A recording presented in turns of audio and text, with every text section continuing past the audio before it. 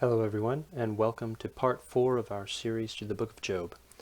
This will be our second to last study in the book of Job, and I know I've been enjoying studying this book more deeply than I have in the past, and I personally have been helped by it, and I hope that's true for somebody else who's watching these as well.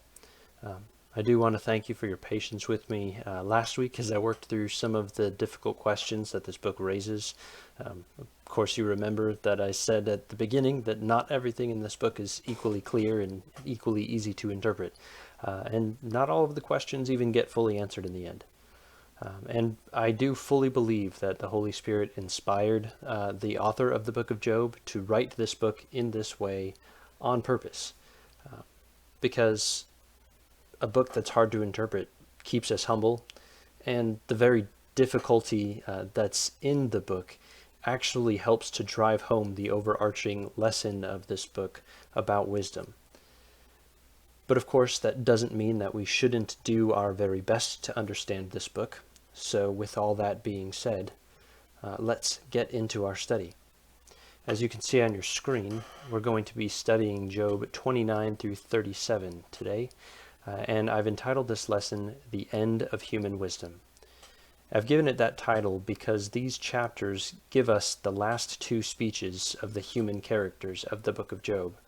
And so it is that by the time we finish these chapters, we should have a pretty good idea of where human wisdom ends, what the end of human wisdom will look like, and especially what that human wisdom and its end will look like with regard to the situation of Job or to other situations like his.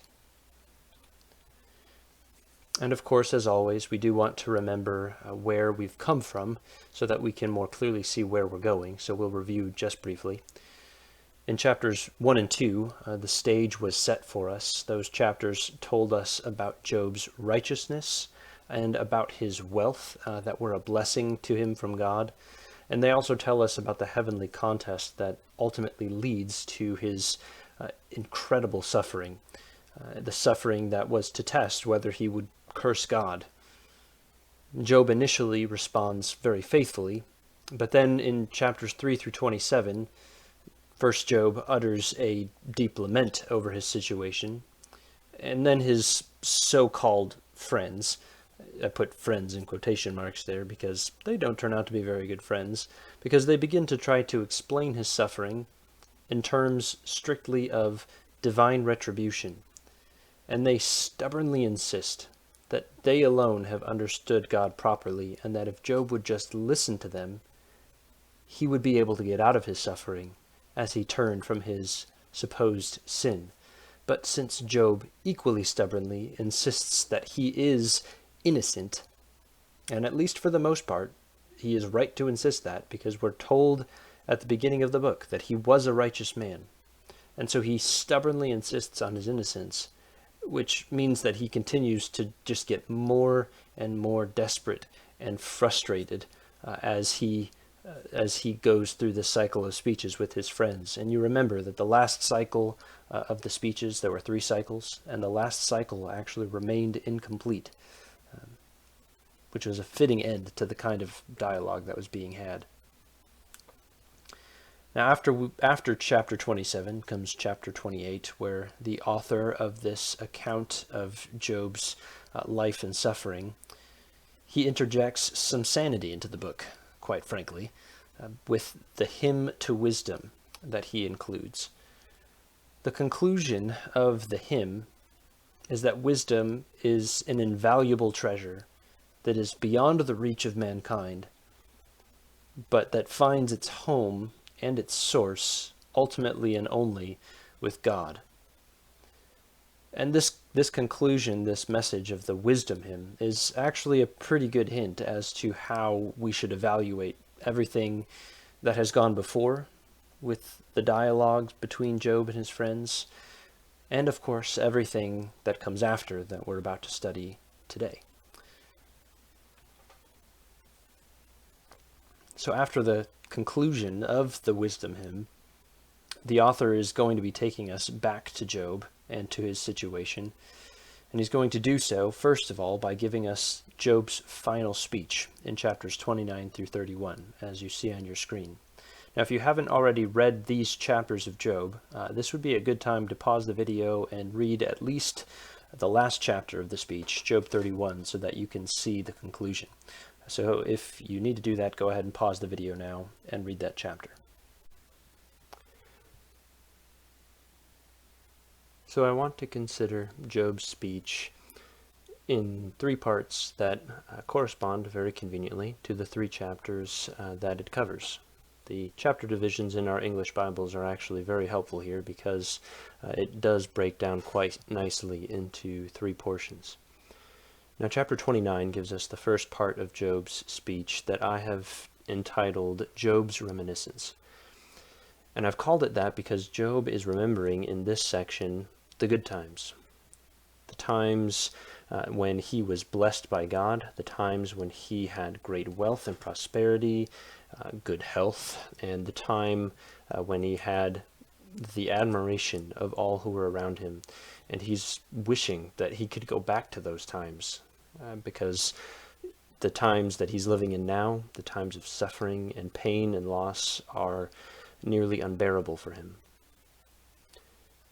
And as he's remembering these times, we can consider four specific things that he remembers, and what they tell us about what Job is thinking, and what Job is trying to communicate in this part of his speech. So he remembers first the favor that God once showed to him. That's specifically what he talks about in the beginning of his speech. He's highlighting the fact that every blessing that he had, he knew was from the hand of God. And this highlights for us Job's great confusion. He doesn't know why God's hand of blessing has now turned to cursing him. From there, Job turns to remembering the honor that he once received.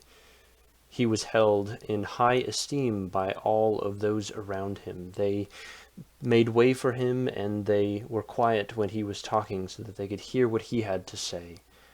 He was not just a person of wealth, but a person of importance, but no longer is that the case. And so he remembers his honor just to highlight the magnitude of his fall, to show the height from which he was dropped by the hand of God.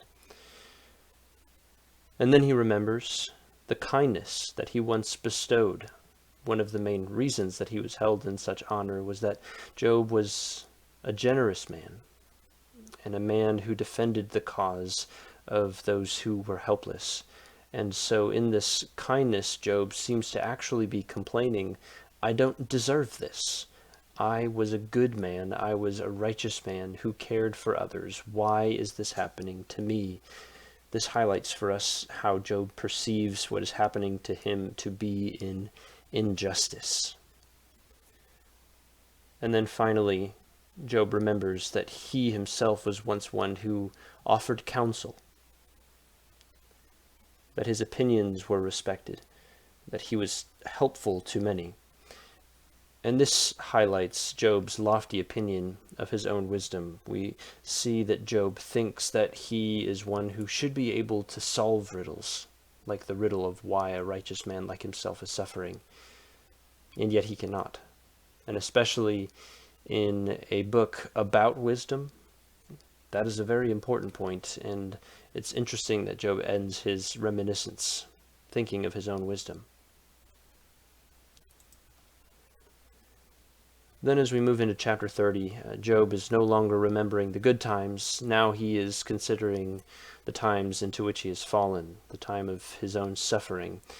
And I've called this section Job's accusation because here he really is making a charge against God. He spends most of the chapter, of course, focusing on his terrible situation. Though he was once a man of great esteem and respect, he now has become an object of scorn. He is a shameful thing in the eyes of those around him. And he highlights just how serious this is by speaking actually very poorly of many of those who are casting scorn upon him. He is being scorned by those whom he considers the lowest of the low. But all this is just trying to drive us to what Job then gets to saying towards the end of chapter 30, where he charges God with a cruel injustice. In verse 21, he says, "You have turned against me with cruelty. You harass me with your strong hand."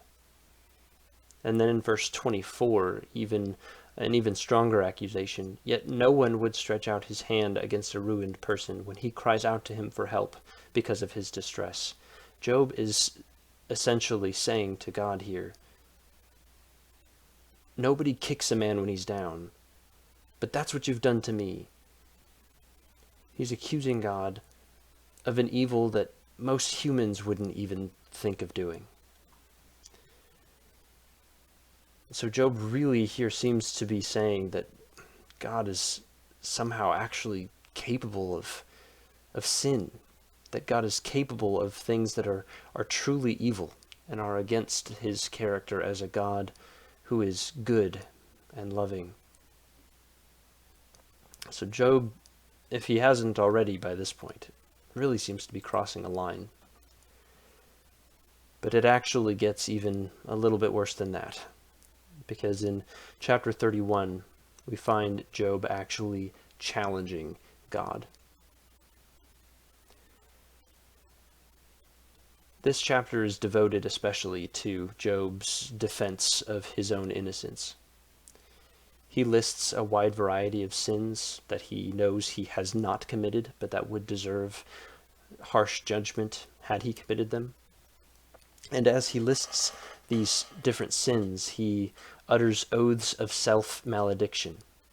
These words in which he says, "If I have done this, then let this bad thing happen to me." We call those oaths of self-malediction. And this, in the ancient world, was the strongest self-defense that one could offer, because it's literally a prayer to God to bring a curse on yourself if you are guilty of that of which you are being accused. But in this case, Job thinks of God as his accuser, or at least he believes that God would be accusing him if he could stand before God. And so for Job to try to call down these curses upon himself if he is guilty of any of these things, it's Job's way of trying to force God's hand. You see, Job has been pining for God to respond to his complaint. He wants to hear something, anything from God, and so he is trying to force him to act. And in calling down these curses upon himself, he is essentially saying, God, if you don't strike me down, then you are agreeing with me that I am innocent. But even more than that, it indicates that Job thinks that if God does not strike him down, then God is indicting his own righteousness.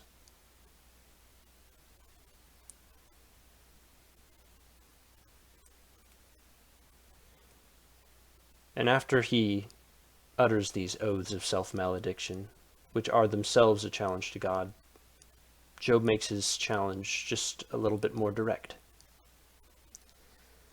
He says in 35 to 37, you see it there on the screen, "If only I had someone to hear my case.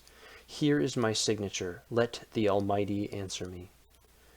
Let my opponent compose his indictment. I would surely carry it on my shoulder and wear it like a crown. I would give him an account of all my steps. I would approach him like a prince." Job is so self-assured that he believes that if God were to actually write down the accusation against Job, Job's own righteousness would make it such that he could wear that accusation like a crown, because it would be false. It would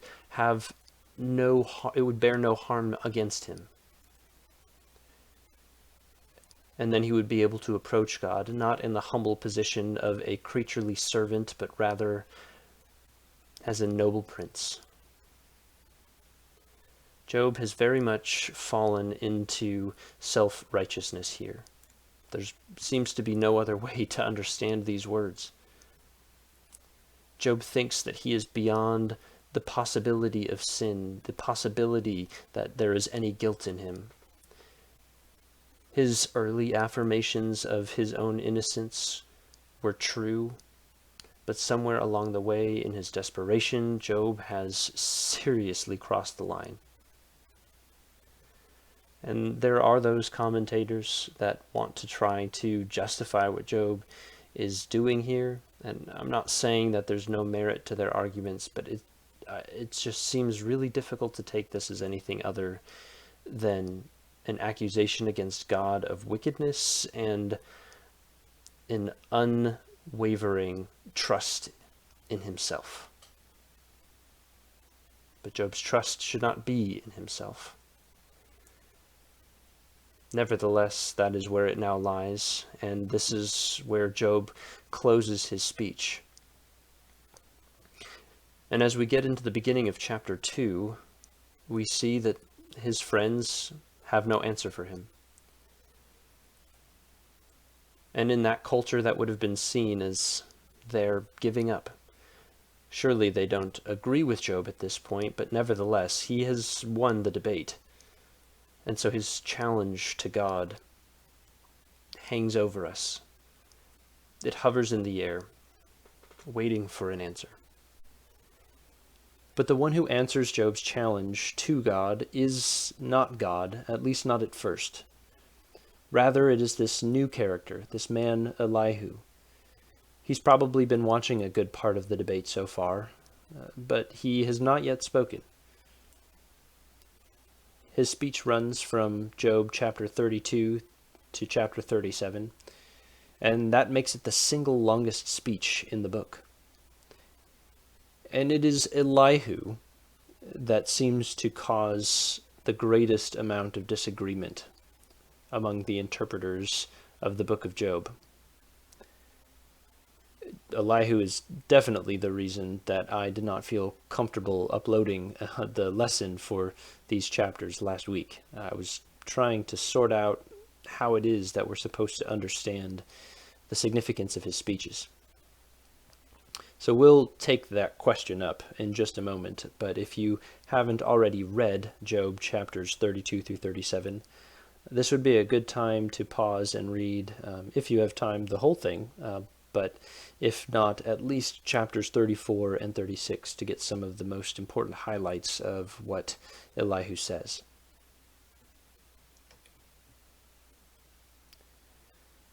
Now, the main question, as we consider Elihu's speech in this book, the main question is simply: is Elihu to be seen as a good guy or a bad guy?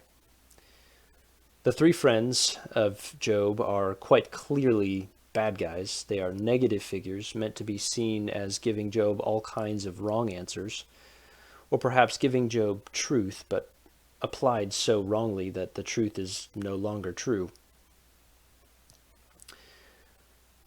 With Elihu, it's not so clear. We could phrase the question as, is this speech an example of righteous fury? Or is Elihu just displaying a youthful temper?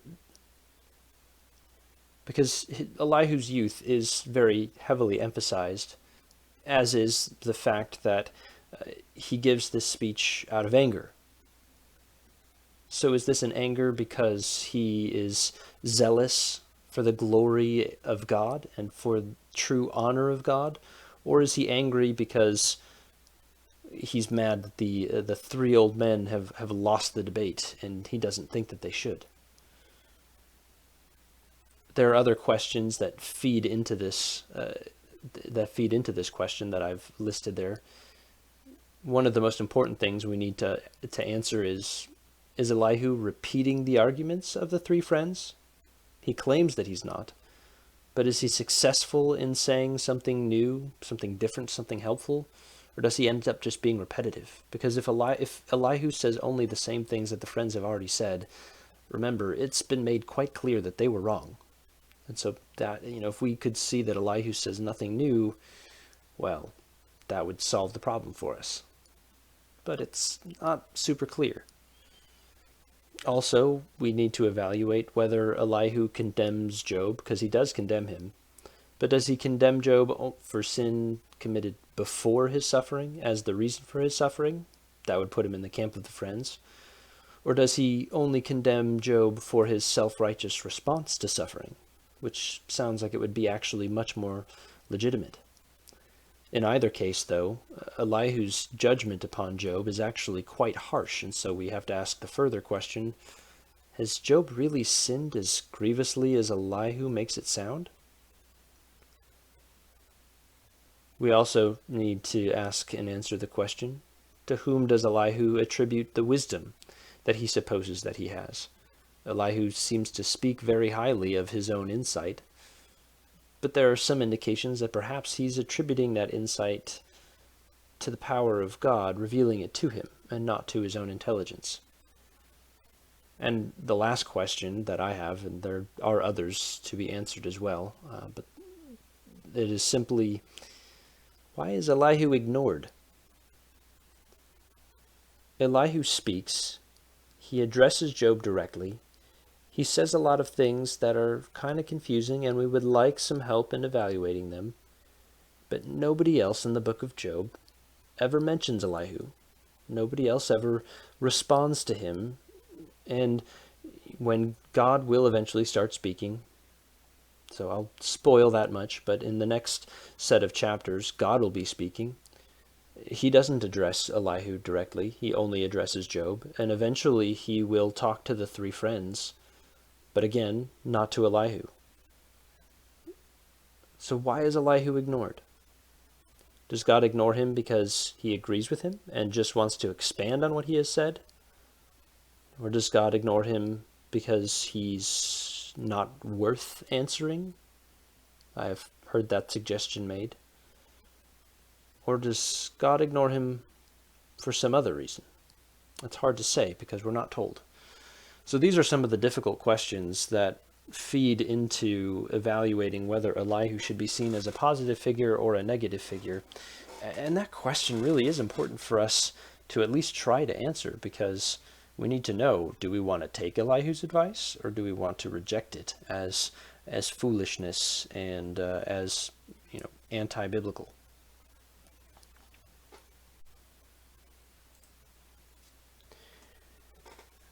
Now here I've listed some of the things that we see in Elihu, some of the good things that he says and some of the bad things that he says. And we really could do this with any of the figures. Just because Elihu says both some good things and some not so good things doesn't necessarily mean a lot in itself. But what we can do with Job's three friends is that we can quite clearly see how the true things that they say are being very poorly applied. And that much isn't quite always as clear in Elihu's speeches. So it is helpful for us to kind of put side by side just some of the positive things that he says, and then some of the negative things that we know to be untrue. So on the one hand, Elihu, first of all, rejects Job's self-righteousness. And you can see that I've listed a number of references here for all of these different things. And you can go ahead and look those up, pause the video in between the points if you wish to give yourself some time to do that. But for sake of keeping this video as close to 30 minutes as possible, I'll allow you to read those passages if you wish, because there are quite a few. But anyway, Elihu, first of all, rejects Job's self-righteousness. It's one of the big reasons he gets angry, and he brings it up a few times and mentions how Job is portraying himself as a perfect man before God, and he says that just can't be true. And he's right, that can't be true. It can't be true that for somebody to be perfect, because Job, like you and me, is a human man born with a sin nature from his human father Adam. So Elihu is right to reject Job's self-righteousness as such. Elihu is also right to insist that God is a just God, a God who can do no wrong. Now he goes about applying that idea quite clearly in ways that are not good, not right. And yet remember, Job has been accusing God of being unjust, and so it is a good thing that Elihu insists, no, God is just, he is always just. It's also a good thing that Elihu continues to uphold God's transcendence and his sovereignty and his power.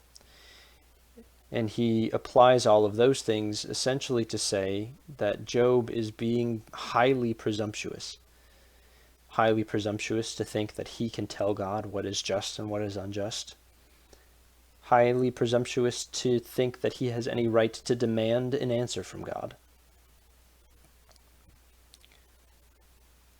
So that seems to be a more positive thing, although some aspects of that even have been interpreted as negative things, because, Elihu in some ways seems to say, God doesn't have to answer you, and then God actually does end up answering Job. But I think that what all Elihu's actually trying to do is saying that God is not obligated to answer Job, and so Job has no right to feel slighted at God's silence. And the last positive thing that I've highlighted that we see from Elihu is just introducing, and he doesn't say a lot about either of these, but he does introduce some important concepts into our frame of thinking. The first being God's grace in chapter 33, verses 27 and 28. And also God's discipline, and I mean discipline as opposed to judgment. Discipline that is meant to be restorative, as a warning to us, perhaps not even for sin already committed, but for sin that God sees that we're going to commit, and so he heads us off, sometimes by way of suffering. And those are concepts that are true and right, and it's a good thing that Elihu introduces them, even if he doesn't do a lot with them and doesn't perhaps apply them as perfectly as we would like. Now we also need to recognize some of the not so great things, and actually I think the balance does tip a little bit towards the not so good side.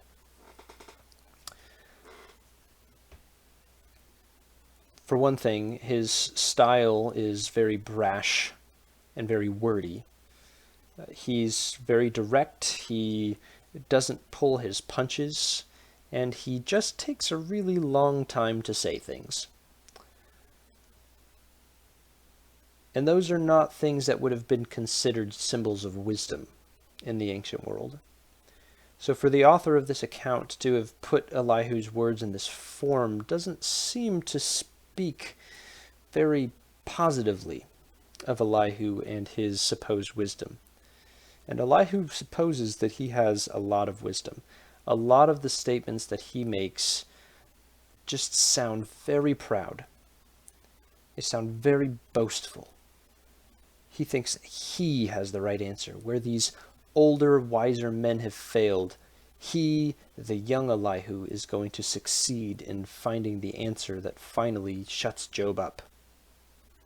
So he's very proud, and that also is not something that should be seen as a positive trait in him. We should also recognize that, yes, Elihu rebukes Job's friends who were wrong, but he only seems to rebuke them for failing to answer Job adequately. He doesn't seem to correct them for holding bad theology and a wrong view of God and of suffering. No, he only delivers his rebuke because they just couldn't find the right answer to Job's nonsense. And related to that are both of the next points. Like the friends, Elihu does end up condemning Job harshly, and the way that he does it seems to be for more than just his self-righteousness after suffering. It seems to be that he is attributing Job's suffering to sin, just like the three friends. And in that way, just like the three friends, he is defending retribution theology. And he actually even goes beyond condemning Job in defending retribution theology and outright says that God rewards the righteous immediately and in this life, always and consistently, and that he always punishes the guilty. And the fact that Elihu is so explicit in his defense of retribution theology, that to me was one of the big things that seems to tip the scales more towards the negative side. Because it's really hard to interpret the things that he says in the verses I've highlighted here in any way other than that. That being said, I don't view Elihu as negatively as some. It's actually become, I think, the more common interpretation of the book of Job at this point to say that Elihu is a negative figure and a wholly negative figure, that he has nothing positive to offer. But I think that Elihu really should be seen as preparing us for God to answer Job. And he does that in two ways. On the one hand, Elihu does anticipate some of the things that God is going to say in his response. Actually, he anticipates the main lines of argument that God is going to follow. You remember I said that Elihu very strongly upheld God's transcendence and sovereignty and power. The language that he uses to do so at the end of chapter 36 and throughout chapter 37 is very similar to the language that we're going to hear from God. You know, if you were to just read the end of Job 36 through verse 37 and then compare that to God's speeches that are going to be coming up next, it would really sound like Elihu had just listened to God and then repeated some of the things back in his own words. So Elihu is anticipating God's response in that way, and he is actually, in that very important sense, pointing us in the right direction. And we'll see more of the significance of that next week. But even though he does anticipate God in this way, Elihu can't shake his faulty human wisdom. Because Elihu is not starting from a true knowledge of God, and that's evidenced by his retribution theology, he can't shake this faulty human wisdom that says that Job must be an awful sinner to be suffering in this way. So God must be disciplining him, and he is in need of grace. You know, even the positive concepts feed into this faulty wisdom in that way. And so Elihu shows us that human wisdom is just insufficient. He's given the youth their turn in the sun so that no young person can object that it's just, you know, the old crusty men who can't figure these things out, but young people will be able to do so. No, that's not how it is. And Elihu makes that quite clear. Elihu makes quite clear that wisdom pursued on human terms and according only to human understanding will never get us to the truth. It will never lead to anything like a satisfactory answer to suffering as great as the suffering of Job. It will always leave us dissatisfied and confused. And so, on that note, we are able to draw some conclusions from the speeches of Job and Elihu. And what I was just saying is really that, feeds into all three of these.